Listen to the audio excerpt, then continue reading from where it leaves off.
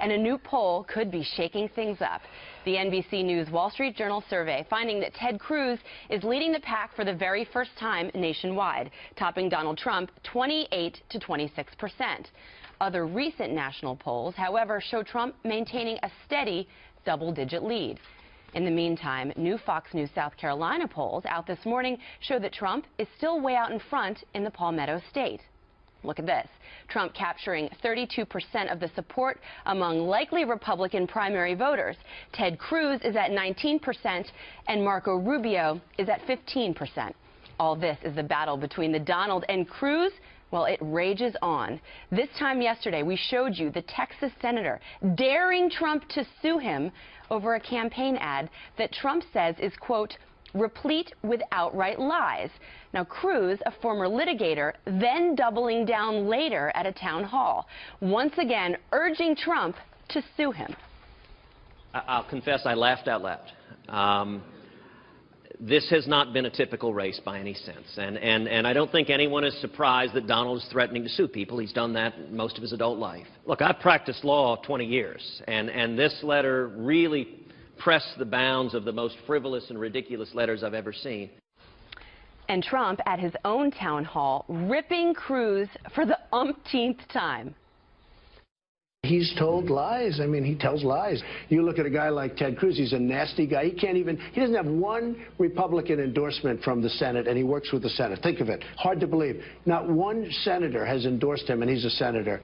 Woo! We knew it was going to be a battle royale, Charles Payne. Big fireworks. Is Ted Cruz's attack against Trump working based on these latest polls that show Cruz seemingly edging up? There's no doubt it's working. You know, as a stock market person, I look at trends. And you look at the trends of these polls. Obviously, Donald Trump still has a commanding lead across the board.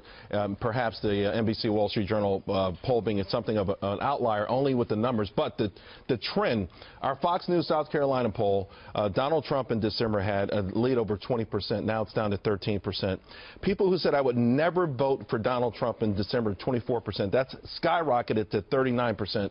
Now, Cruz has been hurt also. He was only at 8% in December. He's at 19%. So they're both chipping away at each other. And you wonder if someone lurking in the background may be able to take advantage of that. But there's no doubt that Ted Cruz, in the last week or so, has caught fire, perhaps since that debate, and he's riding that wave.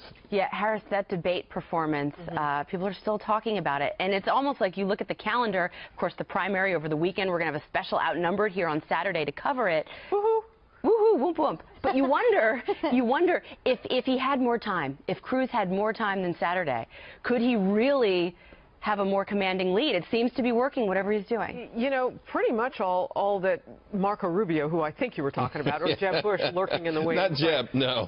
You know, pretty much all they would have to do is step back and let this play out. A couple things from last night's town halls. One, both the moderators started with Donald Trump on how much they didn't like the debate performance, which I thought was odd and bizarre, and then here's our guest.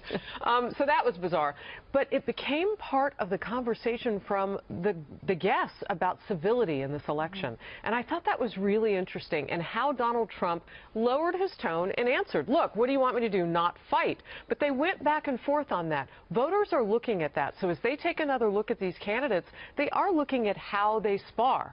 Well, guys, interesting. Isn't Donald Trump's pledge not to curse anymore, at least some sort of acknowledgement that there are parameters? Well, he says he's not cursing, that he keeps getting bleeped even though he's not saying the word. But Sandra, I don't think the cursing actually bothers that many people. No, I think they like it. Bother his supporters, and that is the question. I mean, when you talk to members of the Republican base, they say, look, we admit Romney last time. He wasn't willing to go negative. He wasn't willing to fight. We want a fighter. This administration plays dirty, and we need to toughen our skin as well. Look, in this latest CBS poll that has Donald Trump at 35%, Ted Cruz at 18%, which is what most people think is how he's still polling nationally, Donald Trump supporters aren't likely to change their mind. It shows that 2/3 of those who support Donald Trump, their minds are made up. They're not going to change. However, it reveals that more than half of GOP voters say that they may still change their mind.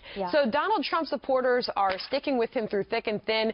It's the other guys. People aren't so sure. If they're not voting for Trump, they still don't know what they're going to do yet. Yeah, now everyone is fighting for the non-Trump supporters, which there's a lot of delusional candidates right now. Ben Carson, if he dropped out, Carly Carly Fiorina and Mike Huckabee, their combined polling would be around 15 points, which could make a difference in this election cycle. I actually think more so than anything, I think the ad that Ted Cruz is running, where it's showing from Donald Trump's own words, where he talks about how he's ardently pro-choice and that he believes in partial birth abortion, I think that more so than anything is what's chipping away, because we're talking about South, we're talking about religious right voters, you know, people that are ardently pro-life, and I think the threatening to sue, I'm no legal expert, I'm no lawyer, but how can you threaten to sue someone for just simply rolling tape of what's coming out of their mouth? You know, and you look at the ad, and I said this yesterday, I don't think there's anything that's going to get it taken off the air. It looks completely fair and above board because it's Donald Trump's words, and I understand him not letting an attack go unanswered. But Megan, you've been through this before with your father.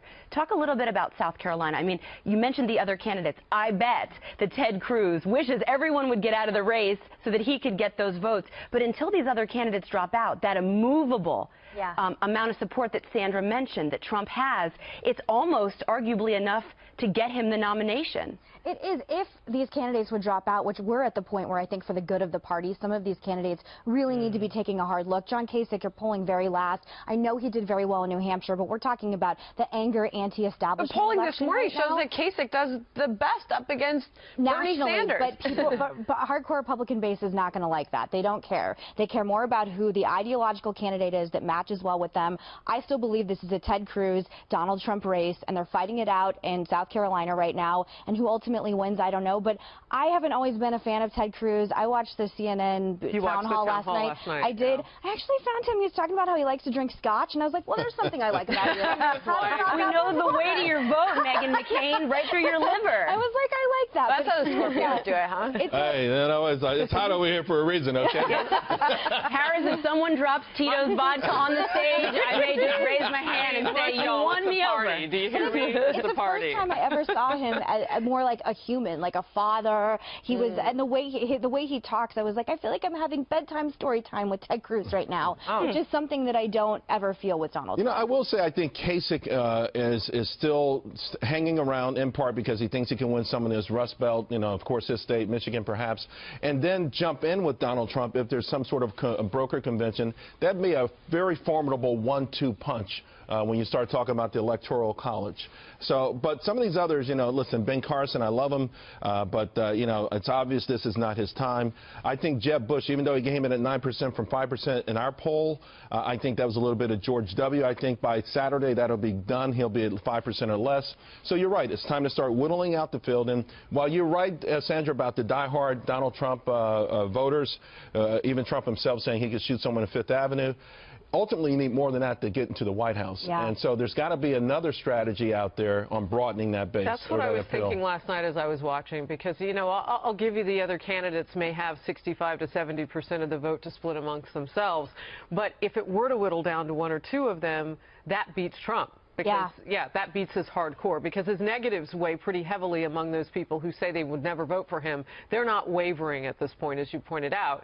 So what is his plan beyond South Carolina? And I'm curious to know, you know, we were pretty, you know, wide-eyed, I think. Does he have a ground game in Iowa? And now we're in the 3rd state, and he's still polling ahead of everybody. But you still have a splintered vote among those other people. And who best represents the establishment? I was wondering that last night, too, because I got a little confused. And watching all these things, I mean, who are they backing? I mean, everybody's establishment except Donald Trump. I'm so sick of the word establishment. So not even Ted Cruz. But I don't consider Ted Cruz establishment at all. No, and I actually think.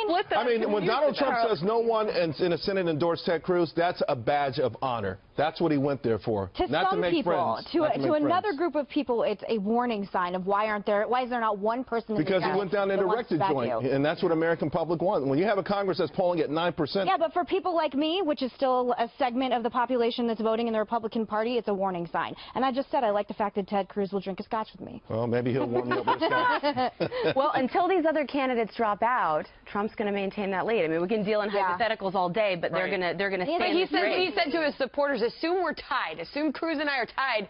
I need you to go out and vote, because those voters have to show up. And that's because of a lack of a ground game. He's got to articulate that a lot. Well, he even admitted it. He said, I said I had one in Iowa, and it could have been better. So we'll see what happens.